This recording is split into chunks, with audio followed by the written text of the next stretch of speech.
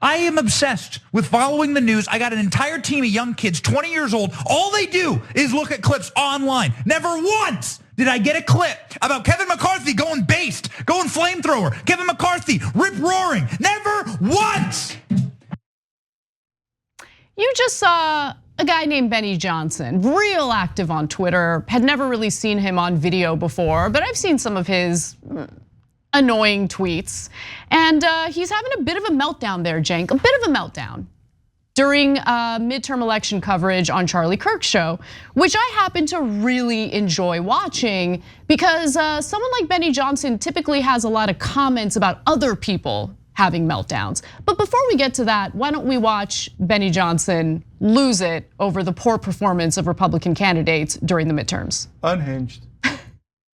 I have never seen anything more flaccid and linguini spined than the way that the corporate GOP approached this very winnable election. Now, I think there's a lot of synthesis to be done, but you touched on McCarthy. I thought it was wild the way they rolled out this plan for America. I saw nothing about it, nothing. I am obsessed with following the news. I got an entire team of young kids, 20 years old. All they do is look at clips online. Never once did I get a clip about Kevin McCarthy going based, going flamethrower, Kevin McCarthy rip-roaring. Never once. I didn't get a single clip that like the corporate GOP did a single fire thing in this election. And we cover this day in and day out. We have the best damn people on the internet covering the hottest clips out there, and we go nuts for it. And if Kevin McCarthy did something based, I would have covered it. I have nothing against it. But I didn't get a single clip, Rich. To be fair, voters were on pins and needles just waiting for Kevin McCarthy's plan for America. I mean, maybe Benny Johnson isn't aware of the fact that typically Republicans don't have any plan for America. So while they certainly did a lot of campaigning on the crime wave, a lot of campaigning on inflation, did they offer up any real solutions? I mean, on the night of the election, we had Matt Gaetz on the show. We asked him for his economic plan, what he would do, what Republicans would do should they take over the House. And honestly, the only well thought out idea he had was investigations into the Bidens. Great, that doesn't really do anything to tackle the two issues that they purport to care about so much. But real calm delivery there, Benny. You're a real calm analyst on Republicans and how they're doing in the midterms. So I'm gonna get to what Anna's referring to about his hypocrisy. But first, Anna, just let me do a quick correction for you. No, Matt Gaetz had two thought out plans. The second one was cutting Medicaid. That's and he right. was very clear about that. By the way, that polls at, I think it was 68% against at least. He thinks Medicaid causes inflation. Yeah, and he literally said that. And by the way, that poll was done, it was an exit poll from this election done of people who said inflation was their top concern. And of the people who say inflation is their top concern, it's like 68 or 73. I told you guys a couple of days ago on the show, just a giant 7 out of 10 Americans that have inflation as their number one issue go, do not cut Medicaid, do not cut it. And the Republicans come in and go, yeah, we just lied to you about trans this and critical race theory that. We don't really care about any of that. We don't care about any of that. All we're gonna do is cut all your services and cut taxes for the rich. So how are we gonna pay for taxes cuts for the rich if we're not gonna cut from you, right? So that's what their real agenda is. And so by the way, there's a lot that I actually agree with Benny Johnson about in his little rant here.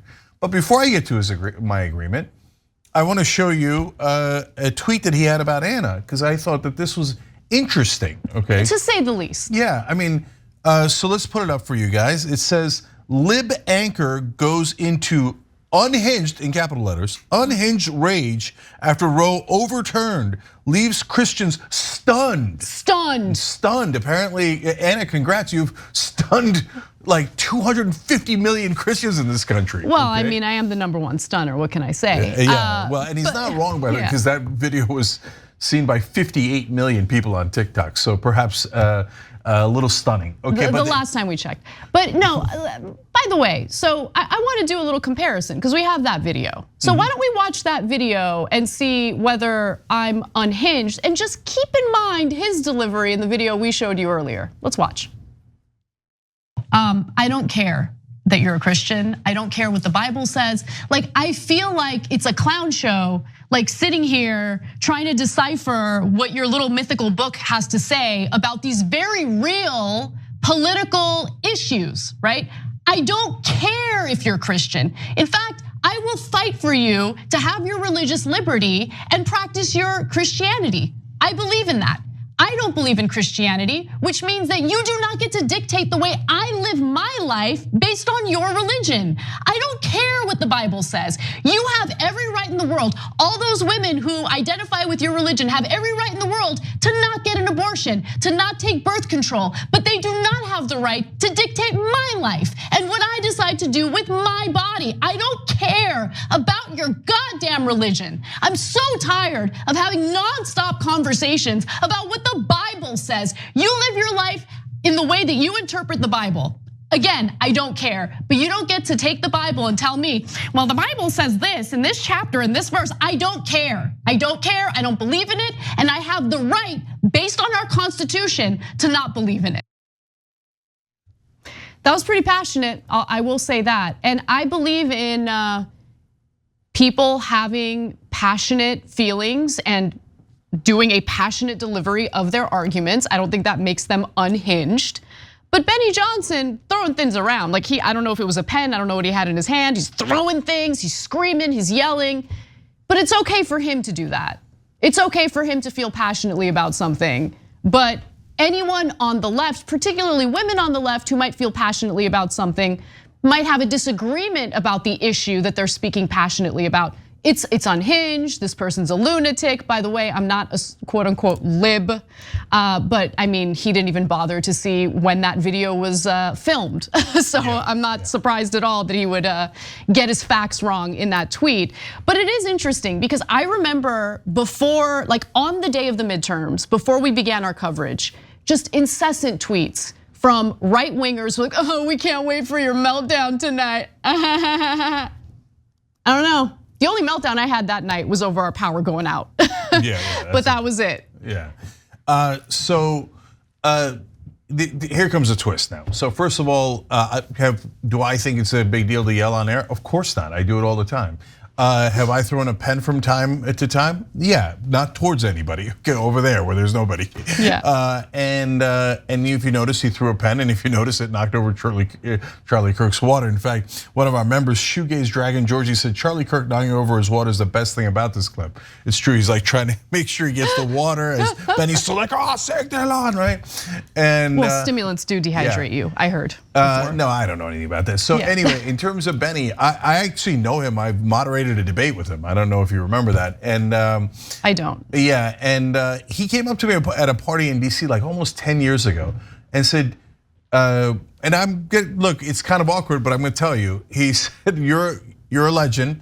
And Benny Johnson calls Cenk Uygur a legend. Why are you hiding the lead? What's going on? I don't like to talk about things that people say off air, but that's why I never said it before. Benny Johnson. Okay, and I'm not sure that that's really praise. I mean, it is, but it's like, is that a thing you want to brag about? What's worse is what he's about to say. He said a lot of the right-wing infrastructure was based on what you guys are doing on the Young Turks. Okay. I mean, that's obvious. They copied everything that you've built. Yeah. So, I mean, first of all, sorry to America, but we've always been doing it right here, and that's why they're copying us. It's just that the rest of the media goes, oh no, that we would never do that. Why would they never do that? Because it's authentic. So that's why you'll never see stuff like that on cable news, because it's not authentic. Now back to Benny. So he's having a meltdown over, and it's okay. I'm pro meltdown. Okay, who cares? Say it loud, say it proud, right? But the substance of it is also correct. So the old school politicians, both in the Republican Party and the Democratic Party, are lukewarm, and they teach everyone to be lukewarm. They don't show passion, they don't do anything, and they put out tired. And one of the co-hosts on that program said it looked like their website and their ideas and their phrasing was all from 1994. Well, it is. Yep. It's the same thing with the Democratic Party. Democratic Party is way worse. Like Democratic Party will put out statements saying, we are pro-people and we are in favor of breathing, right? You're like, I know, I say something for God's sake. In fact, the woman that I ran against, who was a corporate Democrat, used to constantly brag about how she is for firefighters and veterans. I was like, you're missing puppies and kittens. okay? Like, you're saying nothing. You're saying absolutely nothing. And the one last thing about it that to ironically agree with him, and point out an important phenomenon here. He's talking about, you didn't give us any hot clips. We were always looking for the hottest clips. What now, like literally videos? I didn't know what he was referring to. Yeah, videos, right? So no, but this is a super important phenomenon. Kind of like More Perfect Union does for us, not us specifically, but More Perfect Union has a lot of great video content for the left, yeah. Yeah, it doesn't have anything to do with us. Right. So, but kind of, but not really. More Perfect Union is more cerebral. He's looking for somebody say that somebody's eating children or something, and the right wing loves that, and they put it out, and they're like, oh my God, Paul Pelosi's eating children, and that's why he was attacked by Tom Hanks and whatever, right? And they're like, oh, that's a hot clip, right? And so that's their side. But he's right that that's what drives the news media.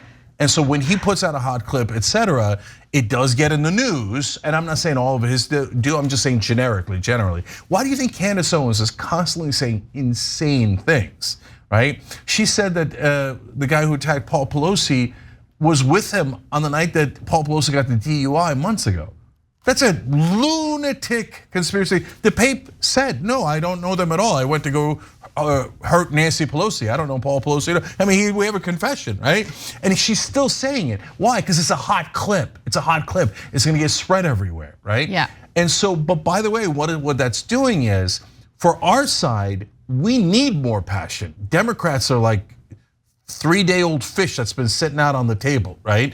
And so, Republicans, on the other hand, need to cool it. They're like lunatics, right? So, but the fact that guys like Benny Johnson have an industry looking for hot, deranged clips to promote incentivizes the Matt Gaetz, the Marjorie Taylor Greene, the Lauren Boeberts, et cetera, to create those hot clips so they get more famous.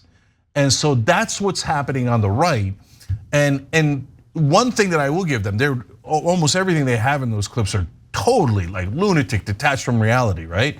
But they do know how to get in the news cycle, which does make a difference. Whereas our side, other than Tim Ryan and John Fetterman, are all like, no, I know the best way to win an election is to go right to your basement and never come out. Oh my God, I don't want any press at all. Like Warnock refusing to attack Herschel Walker for the multiple abortions he paid for while campaigning on banning abortions in all circumstances. Why wouldn't you use that to your advantage? So I think what you're saying is absolutely correct. Like, they're so afraid to campaign in a way that this era really calls for.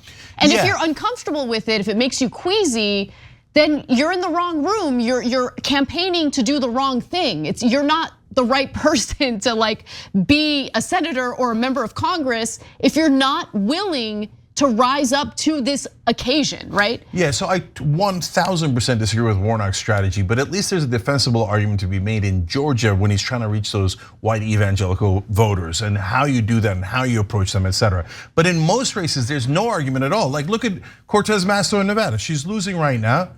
Well, you know what she said during the campaign? No, neither do I. She said absolutely nothing. She ran against an opponent without saying a word. She's like, he Republican, he bad. It's Trump somewhere, not necessarily even backing him, but Trump exists in the world. So you must vote for me. Now that works against Don Bolduc and other lunatics that are very tied to Donald Trump. But no, it doesn't normally work in an election. And that's why Democrats always lose when in reality, the polling indicates that their voters agree with them on the issues overwhelmingly. But they refuse to speak up. And one, they misunderstand modern media, and two, they're cowards. And so the instinct to prod politicians to actually fight for their voters is a correct one. It's just that the way they do it on the right is where it's gotten unhinged. I just wanted to make fun of Benny Johnson. I didn't think it was going to turn into like a substantive discussion and critique of Democrats, but nonetheless, there you have it. Thanks for watching The Young Turks, really appreciate it. Another way to show support is through YouTube memberships. You'll get to interact with us more. There's live chat emojis, badges. You've got emojis of me, Anna, John, JR, so those are super fun. But you also get playback of our exclusive member-only shows and specials right after they air. So all of that, all you gotta do is click that join button right underneath the video. Thank you.